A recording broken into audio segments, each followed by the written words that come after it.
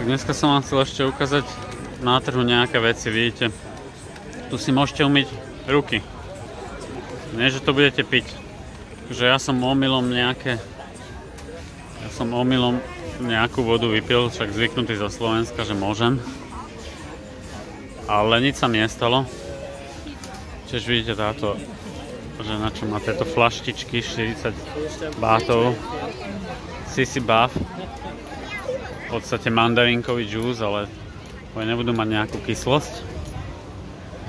So you can wash your hands here, but be careful, don't drink it. Because I drank automatically. I have drunk few times, nothing went wrong, but yeah, you shouldn't drink the water from the tap. So today I bought a coconut water.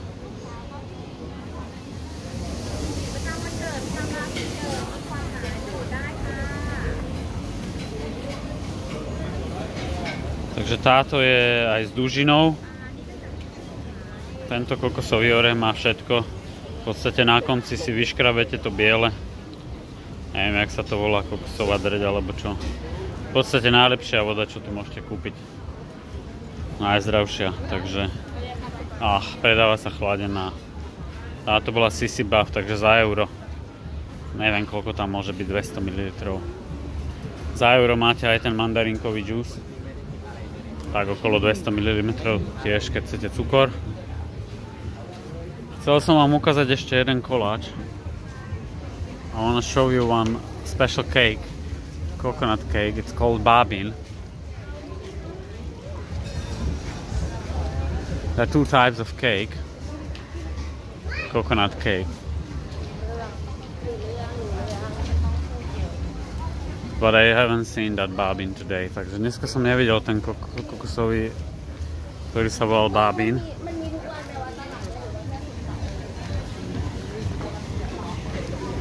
No, sú tu ešte také malé myštičky. Kokosový koláč. Nejakých 5 dostanete za 30 bátov. A v podstate v tom je Neama Pao, v podstate oni to volajú meso. Kokosové meso. So you get a basically coconut meat. Tú kokosovú drtinu v tých koláčoch a chutí to výborne. Vidíte, tuto si ľudia umývajú ruky. Často sa tu je len s rukami.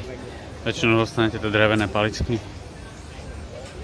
Chcel som vám ukázať ešte ten koláč, no. Potom som tu videl nejaké zaujímavé suveníry.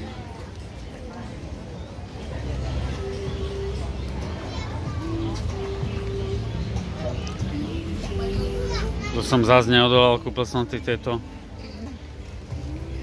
za 15, za 10 pork, za 15 chicken, také občerstvenie za 25 bátov dokopy. Rovno vám to ukázať. Tuto som kúpil ten kokosový orech za 40. Jednu vec, čo som nevyskúšal, je toto nejaké ovocie, že to nie je sladké. Neviem, čo to je. Ale už som dosť plný, dneska som mal tiež, môžete tu kúpiť v podstate zmrzlinu, kokosovú zmrzlinu. Tiež má v podstate tú kokosovú drť, alebo neviem, jak sa to volá v tom, takže chutí to jak pravý kokos. Nechutí to jak ten kokos, ktorý je sušený. Tak toto sú tie koláčiky. V podstate za 30 bátov máte 5. Coconut rice pancake, you see. Takže toto vyskúšať máte radi. Chuť kokosu. Originál kokos, nie ten sušený, jak u nás.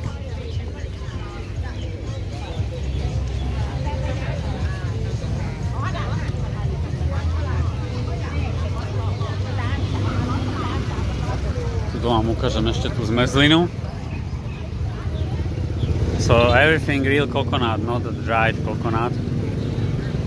So it's worth it to try if you like coconut taste. So this is the ice cream basically. You will get this ice cream. If you got it in normal paper scoop, 20. If you got it in coconut, it's gonna be 40. So try this. Definitely try this. And určite vyskúšajte tú zmrzlinu. Keď to máte len v papierovom kelinku, tak to bude 20. arašidi na vrchu. Keď tu budete mať tom kokosovom orechu, si môžete extra vyškrábať ten kokos. Tuto som vám včera povedal toto. Toto v podstate není ten Long Kong. Ten Long Kong teraz nemajú. Není sezóna, ale tento Longan. Tento je hovacky sladký. Takže robia to ako džús, ale naozaj hovacky sladký. Longan, neviem presne. Ten Long Kong vyzerá veľmi podobne, ale tie plody sú o mnoho bližšie pri sebe, keď to kupujete na stonke a je to o mnoho lepšie, aromatickejšie, menej cukru. To definitívne vyskúšajte. Veľmi podobné, taká šedá farba. Nechty si tu môžete dať skráviť.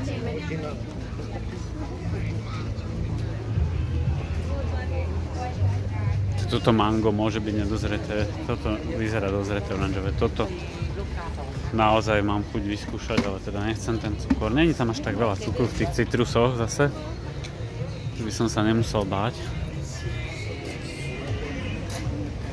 Ale dneska nie, dneska mám kokosový orech. Radšej si priplatím, že to je za tú istú cenu. So the same price I prefer coconut. There is more healthy fats. They are saturated, but I think your body needs everything. So I try to combine everything in my diet. A little bit from everything. Takže mám chuť na tú mandarinkovú šťavu, len viem, že nebude taká kyslastá. Vidím, tie mandarinky sú také staršie už. Však preto ich používajú na toto. A v podstate ten kokosový orech stojí toľko isto. Takže dávam prednosť tomu. No škoda, že vám nemôžem ukázať ten bábin, ale keď budete počuť bábin, tak to je kokosový koláč s kusmi kokosu. Treba vyskúšať.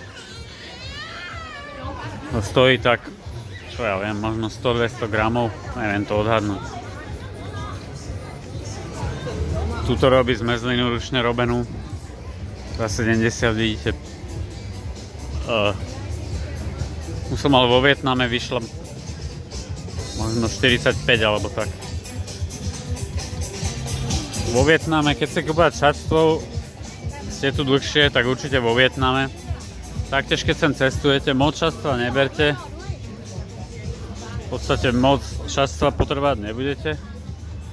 To strašne horko, hlavne to teplé. Ja som osobne teda mal len na sebe ale 5 tričiek, keďže bolo u nás zima a nezobral som si nič hrubé. Nič ako jumper alebo akože bundu hrubšiu. Tuto som vám chcel ukázať. Ak chcete nejaký pekný prezent, tak tuto definitívne. Tento prvý sa mi hovacky páči. Very nice present, definitely. I would buy this one if I really want to buy some present. So, tam to ako darček určite. Ten prvý by som kúpil, keby potrebujem. Tuto je ten mangustín. Tu stojí až 90 na trhu, v podstate cez deň. Som ho kúpil za 50 kg a toto je lejčí. To chápate?